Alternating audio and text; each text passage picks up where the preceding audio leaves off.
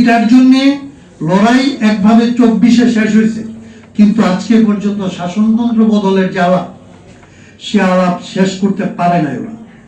আমরা এই আলাপটার মধ্যে আসলে এই শাসনতন্ত্র বদলের আলাপের সাথে এটা তারা কি করবে, কতটা ধামাচাপা দিতে পারবে, আমি বিশ্বাস করি এটা ধামাচাপা দিয়ে তারা যেতে পারবে না। আমি আপনাদেরকে মনে করাইতে চাই, 68 সালে যে গণঅভ্যুত্থান, 68 সালে যে আন্দোলন শুরু হয়েছিল, 69-এ গণঅভ্যুত্থান হয়েছিল, 70 সালে নির্বাচন হয়েছিল, নির্বাচনের ফলাফল মেনে নেয় নাই, 71-এ যুদ্ধ হয়ে 71-এর 16 ডিসেম্বর বাংলাদেশের আসলে পয়দা হয়েছিল।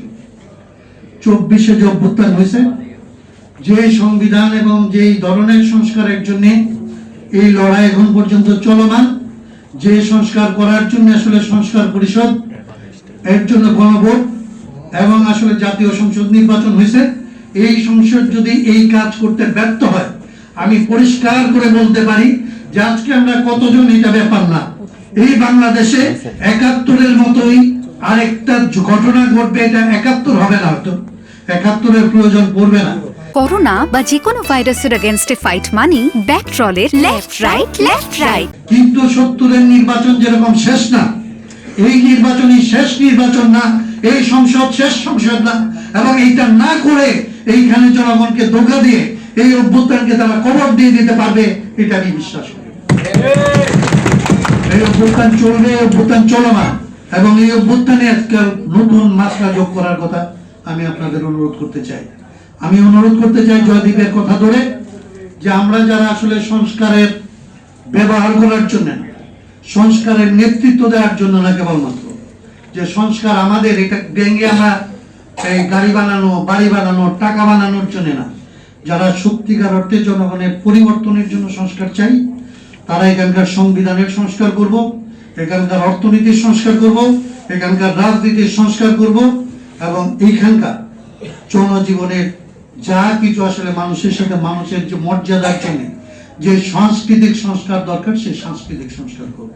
এবং এই সংস্কারের ভেতরে বাংলাদেশ ঢুকছে, এই সংস্কারের রাজনীতি যে পরিবর্তন করছে এখানকার রাজনীতিতে, বাংলাদেশে সংস্কারের রাজনীতির ভেতরে বাংলাদেশ ঢুকছে, এবং এই সংস্কার আসলে সম্পন্ন করা ছাড়া এই লড়াই শেষ হবে এটা আমি বিশ্বাস করি না। এইবারে দুইটা বড় দল আমাদের অনেক বন্ধুকে কিনে নিয়ে গেছে। এই দুইটা বড় দল, একদিকে বিএনপি আর একদিকে জামাতে ইসলামী, যারা আসলে সংস্কারের বিশ্বাস করে না, সংস্কারকে ব্যবহার করতে চায়।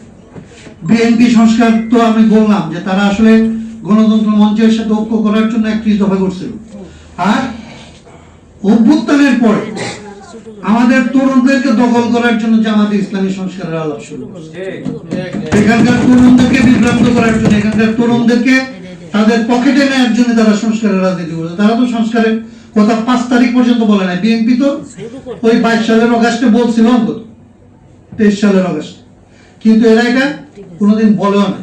এরা আজকে যে সংস্কারের ঠিকাদার হয়েছে, এরা এটা ব্যবহার করে রাজনৈতিক ক্ষমতা তাদের মতো করে ব্যবহার করতে চায়। কিন্তু এর বাইরে যত ক্ষুদ্র শক্তি হোক, যত ছোট ছোট শক্তি হোক, তাদেরকে আসলে আবার নতুন করে ঐক্যবদ্ধ হইতে হবে। যে যারা সংস্কারকে বিলাস মনে করে, সংস্কারের চেতনাকে যারা আসলে বিকৃত পণ্য মনে করে, তাদের কাছ থেকে আমরা যারা আসলে জনগণের জন্য সত্যিকারের সংস্কার করতে চাই, তাদের আলাদা হইতে হবে, আলাদা নতুন রাজনীতি করতে হবে, নতুন সংগঠন গড়ে তুলতে হবে, নতুন কর্মসূচি নিয়ে আসলে বাংলাদেশে নতুন ভাবে যাত্রা করতে হবে।